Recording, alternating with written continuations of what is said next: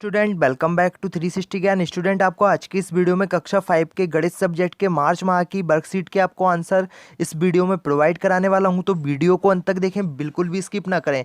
तो सबसे पहले यहाँ पर आपको विद्यार्थी का नाम भरना है, उसके बाद आपके पिताजी का नाम भर देना है, यहाँ पर आपको साला का नाम भर देना है और यहाँ पर आपको कक्षा में आपका कक्षा 5 डाल देना है। अब हम देख लेते हैं कि आपके किस तरीके के प्रश्न मार्च माह की वर्कशीट में पूछे गए। तो यहाँ पर आपका जो पहला प्रश्न है इसमें आपको सही विकल्प लिखना है। तो यहाँ पर आप देख सकते हैं जिसमें पहला प्रश्न है कि नीचे दिए गए चित्र समूह में बने इस गुणन रूप में किस प्रकार लिखते हैं। तो आपको दोस्तों एक आकृति दी गई है, आपको इसको गुणन रूप में लिखना है। तो यहाँ पर आपको देखिए इसको किस तरीके से लिखेंगे। यहाँ पर आपकी जो हॉरिजेंटल में लाइन दी गई है 1 2 3 4 5 6 लाइन दी गई हैं, तो आपको यहाँ पर इस तरीके से 6 लिखना होगा।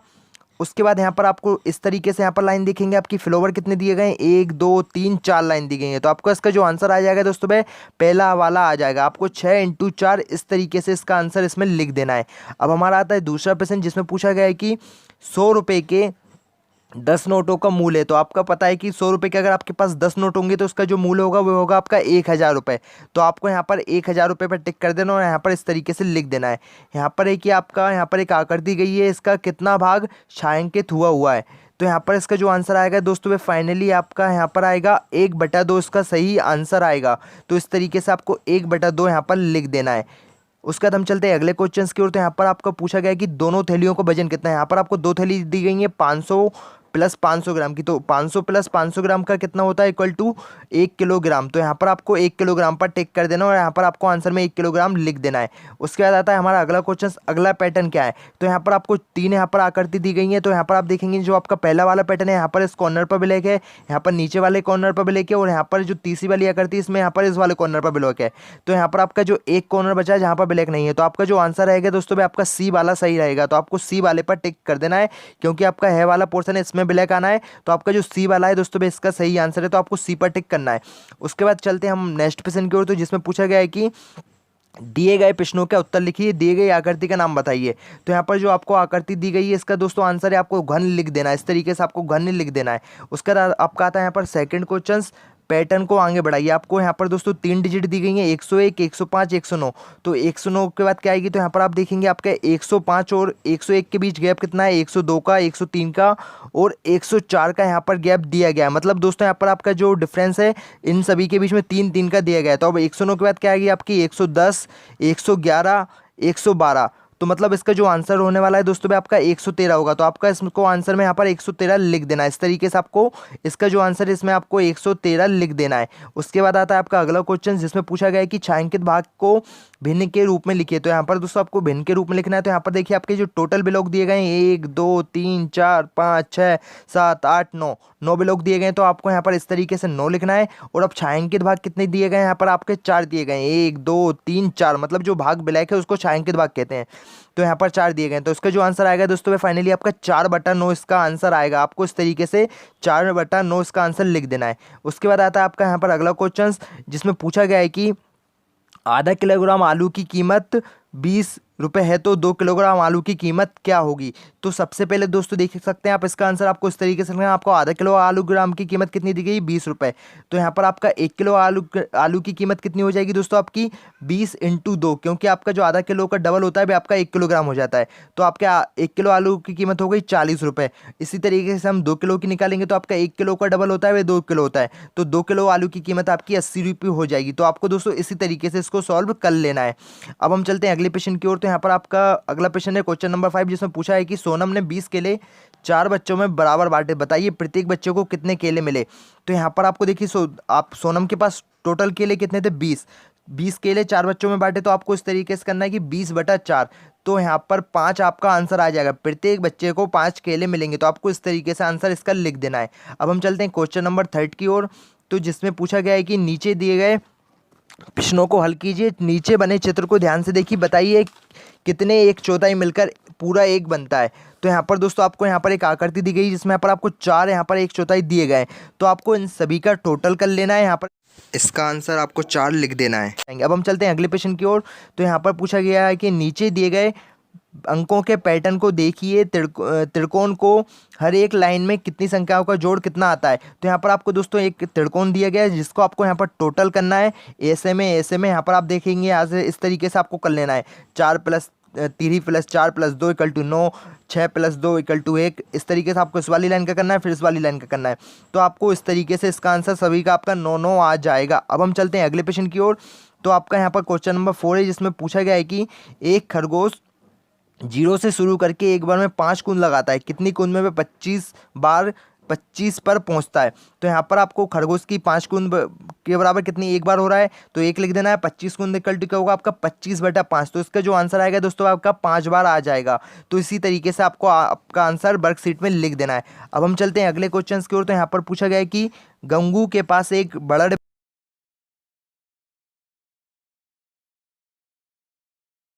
एक डिब्बे में कितने लड्डू पैक कर रहा है दोस्तों, 12 लड्डू पैक कर रहा है। तो 60 लड्डू पैक करने में कितने डिब्बे लगेंगे आपका, इसका आपको इस तरीके से करना है 60/12 आपका जो आंसर आ जाएगा 12×5 = 60। तो 5 डिब्बे लगेंगे, आपको इस तरीके से इसका आंसर दे देना है। अब हम चलते हैं अगले प्रश्न की ओर। तो आपका क्वेश्चन नंबर 5 है, जिसमें पूछा गया है कि बिंदु P से प्रारंभ होकर पुनः बिंदु P तक आने में कितनी दूरी तय करनी होगी। तो यहाँ पर दोस्तों आप देख सकते हैं, यहाँ पर बिंदु P मतलब आपका यहाँ से स्टार्ट करना है और यहीं पर वापस लाना है। तो P से Q की डिस्टेंस दी है 12 मीटर, Q से R की डिस्टेंस दी है 9 मीटर, R से S की डिस्टेंस दी है यहाँ पर 12 मीटर, और S से T की डिस्टेंस दी है 12 मीटर, और आपकी T से U की डिस्टेंस दी है यहाँ पर 9 मीटर, और U से P की डिस्टेंस दी है आपकी यहाँ पर 12 मीटर। तो इस तरीके से दोस्तों आपको इसको यहाँ पर टोटल करना है। आपका जो आंसर आएगा फाइनली वह आएगा 66 मीटर। अब हम चलते हैं अगले प्रश्न की ओर, जिसमें यहाँ पर आपको एक आकृति दी गई है, जिसमें कहा गया है कि नीचे बनी आकृति में 1 वर्ग सेंटीमीटर में कितने वर्ग हैं। तो यहाँ पर दोस्तों आपको इतने वर्ग दिए गए हैं 1 1 सेंटीमीटर के, 1 2 3 4 5 6 7 8 9 10 11 12 13 14 15 16 17 18 19 20 21 22 23 24। तो इसका जो आंसर आएगा दोस्तों फाइनली आएगा 1 सेंटीमीटर वाले यहाँ पर 24 वर्ग दिए गए हैं।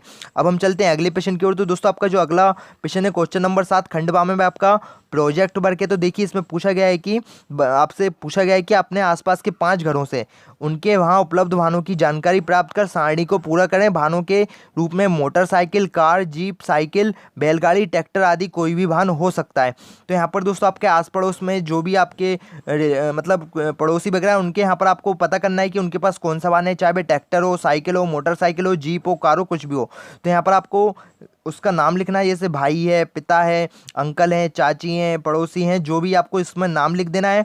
उसके बाद उनके पास जो वाहन है, जैसे उनके पास आपके भाई हैं, आपके भाई के पास साइकिल, आपके चाचा जी हैं उनके पास यहाँ पर बाइक है, आपके दादाजी हैं सामने कोई भी है उनके पास आपका ट्रैक्टर है उनके पास, तो यहाँ पर आपको ट्रैक्टर लिख देना है। उसके बाद आपके यहाँ पर पड़ोस में आपका दोस्त है तो उसके पास मान लीजिए साइकिल है तो आपको साइकिल लिख देना है। और आपके सामने कोई आंटी हैं उनके पास आपके मोटरसाइकिल है तो आपको मोटरसाइकिल लिख देना है। इस तरीके से दोस्तों यहाँ पर आपको नाम भरना है। और उसके बाद दोस्तों उनकी जो गाड़ी पे नंबर प्लेट लिखी रहती है पीछे, उसका जो भी नंबर हो, जैसे MP04 जो भी आगे का नंबर है, आपको उन सभी का नंबर है। दोस्तों अगर आपको कोई प्रश्न नहीं आ रहा है तो बस आपको उस प्रश्न का फोटो क्लिक करना है और प्रश्न को क्रॉप करना है। उसके बाद आपको फाइनली 5 सेकंड के अंदर वीडियो सॉल्यूशन मिल जाएगा। फिर चाहे प्रश्न दोस्तों आपका होमवर्क का हो, CBSE बोर्ड हो, UP बोर्ड हो, बिहार बोर्ड हो, राजस्थान बोर्ड हो, MP बोर्ड हो या फिर अन्य किसी बोर्ड का हो। फिर चाहे प्रश्न आपका IIT JEE mains advance NEET या फिर 6 to 12 क्लास का हो, इसके बावजूद आपको केमिस्ट्री, फिजिक्स, बायोलॉजी, मैथ का हो, तो आप अपने प्रश्न का सोल्यूशन भी डाउट नेट के ऊपर से कर सकते हैं। इसके अलावा दोस्तों डाउट नेट पर क्लास 9 to 12 के स्टूडेंट के लिए लाइव क्लास चल रही है, हिंदी मीडियम, इंग्लिश मीडियम के लिए, जिससे आप अपना पूरा सिलेबस पढ़ सकते हैं। दोस्तों 3 करोड़ से ज़्यादा स्टूडेंट डाउटनेट पर पढ़ाई कर रहे हैं, तो आप आज ही डाउटनेट एप्लीकेशन को डाउनलोड करें। पर उस वाहन का नंबर यहाँ पर लिख देना है। तो इस तरीके से दोस्तों आपको इसको टेबल को भर लेना है। यहाँ पर आपसे फिर कुछ रिलेटेड क्वेश्चन पूछे जाएंगे कि उपलब्ध मोटरसाइकिलों की कुल संख्या कितनी है। तो मान लीजिए आपने यहाँ पर ऊपर टेबल में आपने 2 मोटरसाइकिल बताई कि सामने वाले अंकल हैं उनके पास 1 मोटरसाइकिल और एक मेरे पिताजी के पास मोटरसाइकिल है। तो आपको इस तरीके से इसमें 2 आंसर भर देना है। उसके बाद आपका आता है अगला क्वेश्चन कि किस किस घर में मोटरसाइकिल और साइकिल दोनों है। तो आपको मानना है कि आपके सामने वाले जो अंकल हैं उनके पास साइकिल है और मेरे जो बगल वाले अंकल हैं उनके पास भी मोटरसाइकिल भी है और साइकिल भी है। तो इस तरीके से 2 घर हैं जिनके पास मोटरसाइकिल भी है और साइकिल भी। इस तरीके से आपको इसका आंसर लिख देना है। तो दोस्तों काफ़ी ज़्यादा ईजी है, आपको थोड़ा सा अपने से ही कोशिश करना है। आप काफ़ी सिंपल तरीके से इसका आंसर यहाँ पर लिख पाएंगे। उसका बाद आपका यहाँ पर आता है क्वेश्चन नंबर 3, किसी एक वाहन के नंबर प्लेट पर अंकित अंकों का योग कितना है। तो मान लीजिए कोई यहाँ पर नंबर प्लेट दी गई है तो उसमें मान लीजिए आपका MP04 इस तरीके से नंबर दिया गया है। उसके बाद यहाँ पर दिया गया है कुछ 82 32 ऐसा कुछ। तो आपके जो अंक हैं इनका यहाँ पर टोटल करके आपको लिख देना है, मतलब जो नंबर प्लेट पे अंक दिए गए हैं आपको उनके टोटल करके यहाँ पर इसका आंसर लिखना है। उसके बाद आता है आपका यहाँ पर उपयुक्त अंकों का योग सम है या विषम, मतलब आपका जो आंसर आया था दोस्तों भी आपका सम है या विषम, तो आपको उसमें लिखना है कि अगर सम है तो आपको इस तरीके से सम लिख देना है, अगर विषम है तो आपको विषम लिख देना है। उसके बाद आपका लास्ट यहाँ पर है कि आपके जिले के भान का कोड क्या है। तो मान लीजिए आप भोपाल से बिलोंग करते हैं तो आपका जो कोड आएगा वह यहाँ पर आएगा MP04। आप विदिशा से बिलोंग करते हैं तो MP40। इस तरीके से दोस्तों यहाँ पर आपको भान का जिले का कोड लिख देना है। तो दोस्तों सारा कुछ मैंने आपको सॉल्व करवा दिया है कक्षा 5 का मैथ का वर्कशीट का यहाँ पर पेपर। तो अगर आपको कोई भी डाउट है आप मेरे को इंस्टाग्राम पर कांटेक्ट कर सकते हैं, इंस्टाग्राम की लिंक मैंने डिस्क्रिप्शन में दे दी है। तो फिलहाल दोस्तों आज की इस वीडियो में इतनी ही कुछ जानकारी थी। आई होप आपको मेरी यह जानकारी पसंद आई है। जानकारी पसंद आई है वीडियो को लाइक करें, शेयर करें और चैनल पर नए तो चैनल को सब्सक्राइब करें। जय हिंद जय भारत।